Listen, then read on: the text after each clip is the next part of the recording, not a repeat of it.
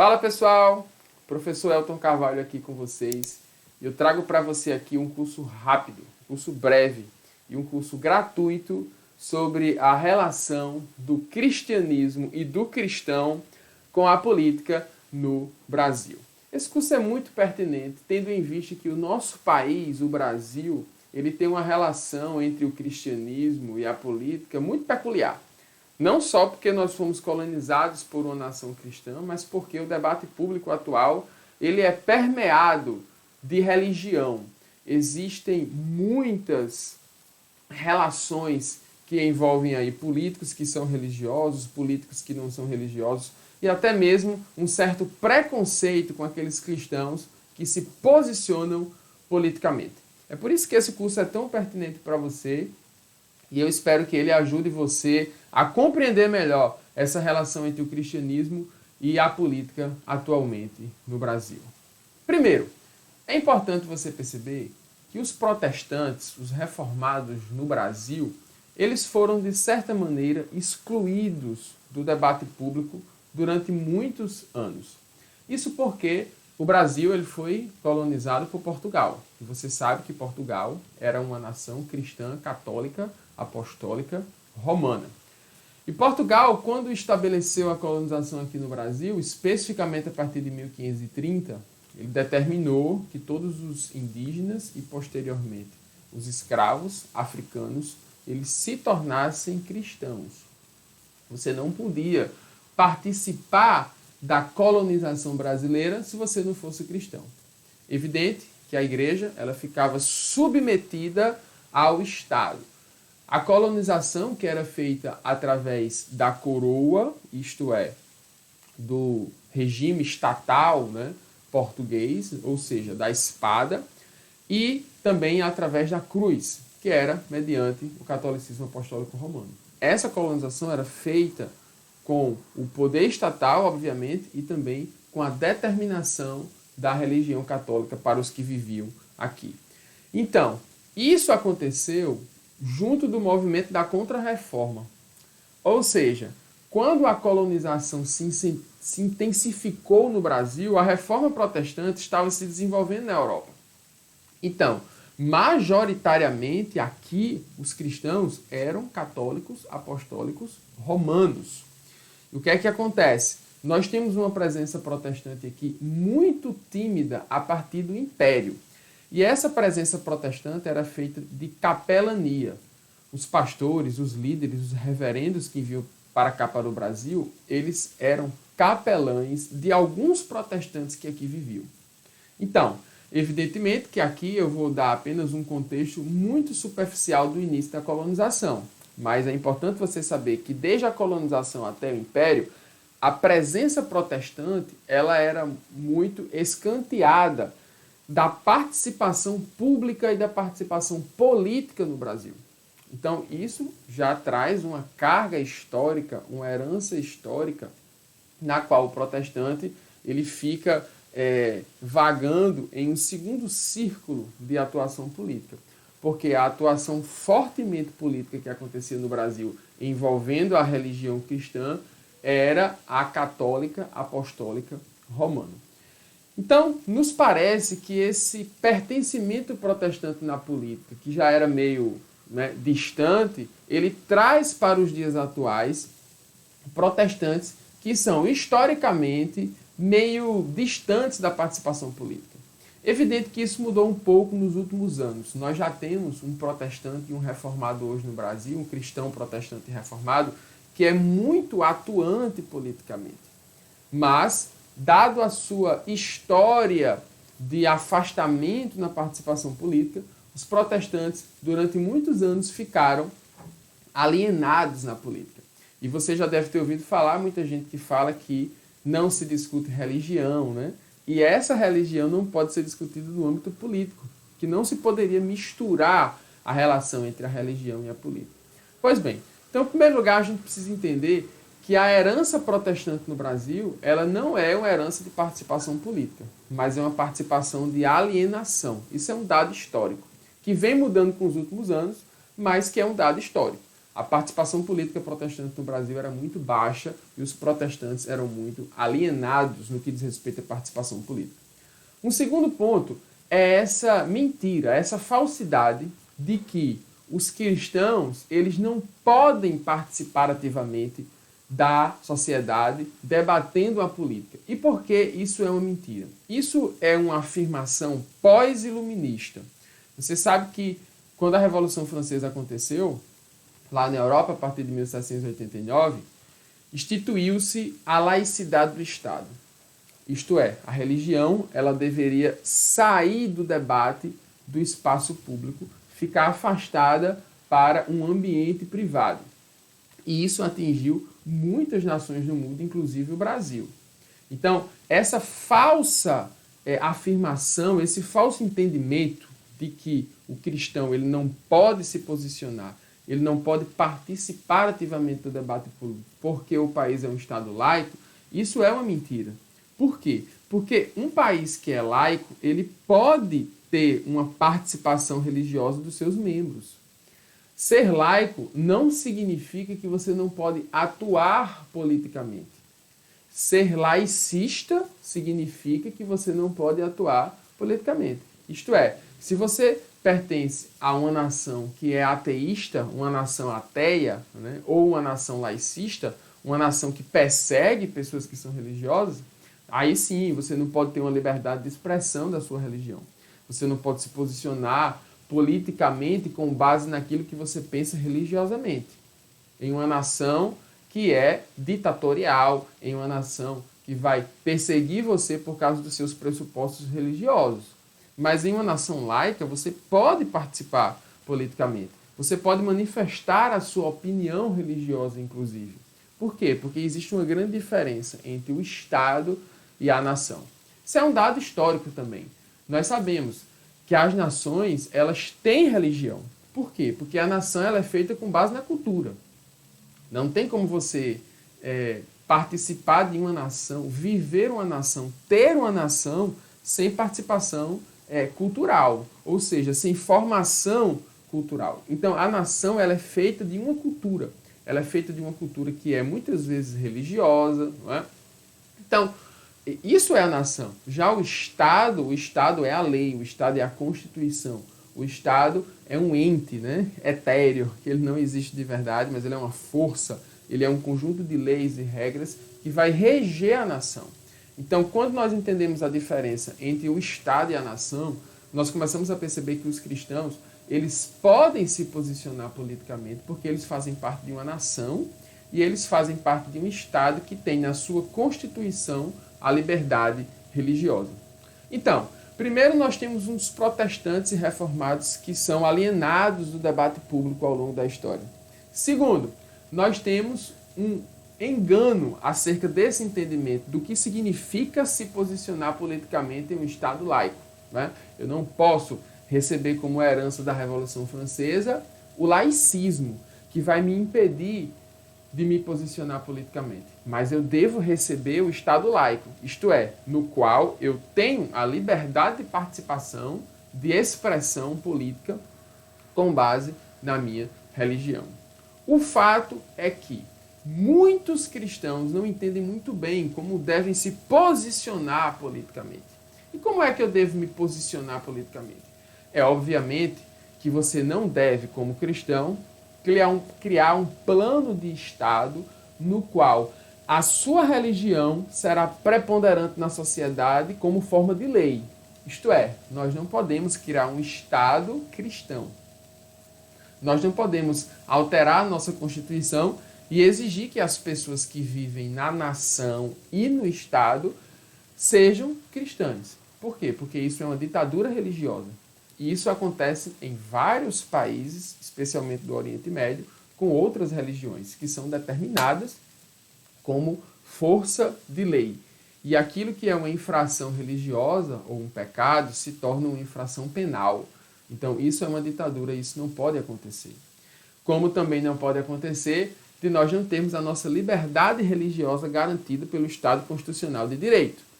Então, nos posicionar politicamente como cristãos não significa que nós devemos ter um plano de ação que vai determinar a obrigatoriedade do cristianismo de forma constitucional. Não é isso. Mas nos posicionar politicamente tem uma relevância muito significativa para a própria nação. Por quê? Porque a nossa nação, ela é religiosa. Então, nós podemos manifestar a nossa opinião, falar aquilo que nós acreditamos politicamente com base no cristianismo. Agora, isso de uma forma geral para a sociedade. É importante entender que quando eu falo da relação do cristianismo com a política, existem muitas pessoas que pensam assim, e cristãos, eu não tenho muita vontade, eu não tenho muito interesse de participar do debate político. Na verdade, eu sou uma pessoa apolítica. Eu não participo ativamente do debate político. Isso é outro engano. Por quê? Porque quando você vai entender o que significa a cidade, quando você vai entender o que significa a polis, para citar o ambiente grego, Aristóteles, Platão e Sócrates, eu começo a entender que eu, como um cidadão, eu já tenho participação social. E ser apolítico significa que eu estou, na verdade, sendo dominado por outros que têm uma postura política ativa.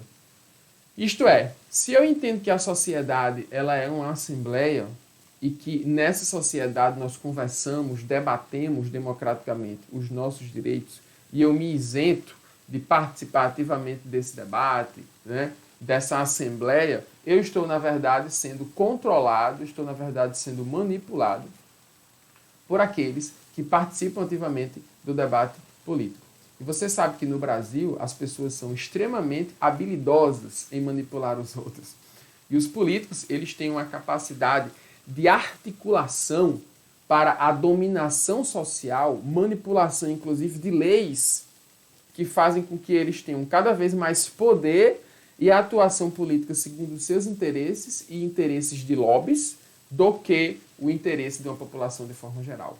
Então, quanto mais o cristão ele se afasta do debate público, ele não participa ativamente, nem mesmo na escolha de um representante, né, para ele, para o parlamento lá, ele está sendo, na verdade, controlado. Ele está sendo manipulado, né, e ele está sendo controlado, ele está vivendo em uma sociedade no qual outros decidem muitas coisas por eles. Então, é muito importante nós termos a noção de que não existe pessoa que é apolítica, que não participa da sociedade. Todos nós somos animais políticos. Todos nós somos animais políticos. Nós devemos participar ativamente da sociedade para que a gente possa construir uma cidade e uma sociedade cada vez melhor. Não é isso que significa a polis? O conceito de polis, que dá origem ao conceito de política, vem da cidade. A polis era a cidade. Então, Aristóteles dizia, por exemplo, que aquele que não participa da polis, que não participa ativamente do debate político, ele é um idiota.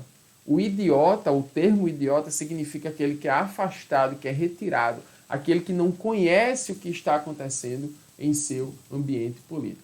Então, o cristão ele precisa compreender que quando ele se afasta do debate político, quando ele não participa do debate político, quando ele não opina como um cidadão, ele está sendo, na verdade, um idiota no sentido de que ele está sendo afastado, ele não está participando ativamente do debate público. E nós precisamos fazer isso. E precisamos fazer isso por quê? Porque todo cidadão precisa. Isso é uma responsabilidade de todo cidadão. Todo aquele que vive na polis, ele deve participar ativamente da sociedade, do debate público. Então, nós precisamos compreender que, historicamente, os protestantes eles são afastados do debate público por causa da forte presença do catolicismo romano, por causa do falso entendimento sobre o que é laicidade como herança pós-iluminista da Revolução Francesa e porque ele entende que ele não tem jeito para isso. É como se ele pensasse assim, eu não tenho interesse em participar da política.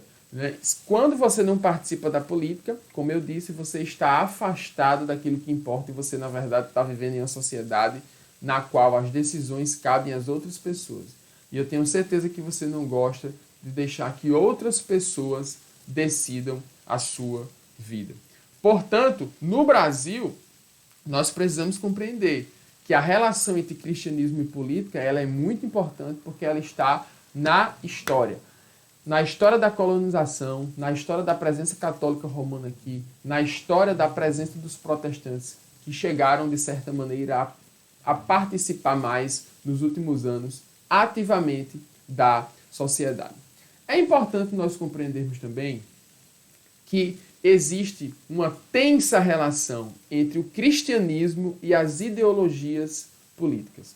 Veja bem, o cristão, ele pode ter uma ideologia política? Evidentemente que sim. É claro que ele pode escolher que ideologia política ele vai aceitar para si, né? Qual é a ideologia política que melhor se encaixa naquilo que ele pensa para a sociedade como um cidadão. Ou seja, quando o cristão ele vai fazer política, ele precisa analisar qual ideologia política que está nas prateleiras do mercado melhor se adequam àquilo que ele pensa politicamente para a sociedade. As tendências políticas que ele tem para a sociedade. E aqui é importante você perceber que existem ideologias e tendências políticas que não se encaixam muito bem naquilo que o cristianismo apresenta como uma verdade revelada de Deus. Ou seja, se eu sou um cristão e eu tenho pressupostos cristãos para a minha vida, eu preciso fazer uma análise. Esses pressupostos cristãos têm uma boa relação com essa ideologia que eu penso que deve ser aplicada na sociedade? Esse é um primeiro passo. Nas outras aulas desse curso, eu vou falar um pouco mais sobre como essa relação entre o cristianismo e a Bíblia se relaciona com outras ideologias políticas. Por exemplo, uma ideologia política de direita, uma ideologia política de esquerda, uma ideologia política do centro, né? Qual é a relação que o cristianismo tem, por exemplo, com o marxismo, com o capitalismo, com o comunismo? Compreende? Nós precisamos, ao nos posicionar politicamente, primeiro pensar qual é a ideologia que eu acredito que melhor vai desenvolver uma sociedade mais justa, né? Uma sociedade na qual mais pessoas tenham capacidade de participação social e benefício. Afinal de contas, foi aquilo que Jesus Cristo ele ensinou. Nós precisamos compreender que os cristãos estão aqui para promover o reino de Deus. E existe alguma ideologia, algum pensamento político que, para mim, vai fazer o fluxo dessa justiça do reino de Deus melhor na sociedade? Isso é uma pergunta que nós vamos responder nas próximas aulas evidentes. E para encerrar esse primeiro bloco, essa nossa primeira aula, é importante compreender que quando eu falo da relação do cristianismo com a ideologia, eu estou falando da relação do cristianismo com o Estado. Afinal de contas, o Estado ele tem uma ideologia própria. E a própria palavra ideologia ela deve ser problematizada aqui ao longo dessas aulas. Mas eu preciso compreender o seguinte: se eu sou cristão e eu me relaciono com uma ideologia específica que é defendida pelo Estado, eu estou, na verdade, falando de uma relação entre a igreja e o Estado. E aí eu não posso deixar de mencionar que essa caracterização do Estado, ela deve ser problematizada para nós cristãos à luz da Bíblia. Isto é, o que é o Estado, para que serve e como ele deve atuar em relação à igreja. Isso são perguntas que nós devemos responder, que nós devemos conhecer melhor aquilo que as Escrituras Sagradas falam sobre essa relação que acontece entre a igreja e o Estado. Por exemplo, quando Jesus Cristo está falando sobre isso, sobre o Estado, sobre o poder, sobre a justiça, ou não só Jesus Cristo, mas como é que a Bíblia trata essa questão do Estado? Nós sabemos que o Estado ele é uma autoridade constituída por Deus. A liderança ela é uma autoridade constituída por Deus. Então eu, como cristão, eu não posso simplesmente achar que o Estado ele é uma manifestação diabólica, ele é uma manifestação demoníaca, que ela tem o interesse apenas de nos controlar, nos dominar e acabar com a igreja. Como isso é possível? Se a própria Bíblia diz que as autoridades são constituídas por Deus. Se o próprio Cristo ele fala daquilo que é de César, daquilo que é de Deus. Então, Isso também é um tema que nós precisamos problematizar e compreender melhor. O bem da verdade é que as Escrituras falam que é melhor obedecer a Deus e antes nós devemos obedecer a Deus do que obedecer aos homens. E que os homens, eles promovem corrupção. E que a lei, ela é muitas vezes deturpada justamente para controlar a sociedade e as pessoas que vivem na sociedade, como eu falei no início dessa aula. Então, a relação entre o cristianismo e o Estado é uma relação entre a igreja e o Estado que nós precisamos compreender à luz da Bíblia. Tá bom, pessoal? Nós estamos chegando ao final dessa primeira aula, na qual eu faço uma pequena introdução acerca da relação do cristianismo com a política, a história do desenvolvimento da relação da política com o cristianismo aqui no Brasil. Eu espero que essa aula tenha sido pertinente para você. Acompanhe as próximas que eu vou liberando aqui à medida que as semanas vão passando. Não esqueça de se inscrever nesse canal, de curtir esse vídeo. Nós fazemos esse trabalho aqui para vocês, para somar no seu processo de crescimento intelectual, na sua vida também cristã, no seu entendimento sobre a política, sobre a história, sobre a sociedade. Mas o que é que nós pedimos? Apenas que você deixe o seu like, que você se inscreva no canal para movimentar, para mobilizar este nosso trabalho. Valeu, pessoal, e fiquem ligados. Até a próxima.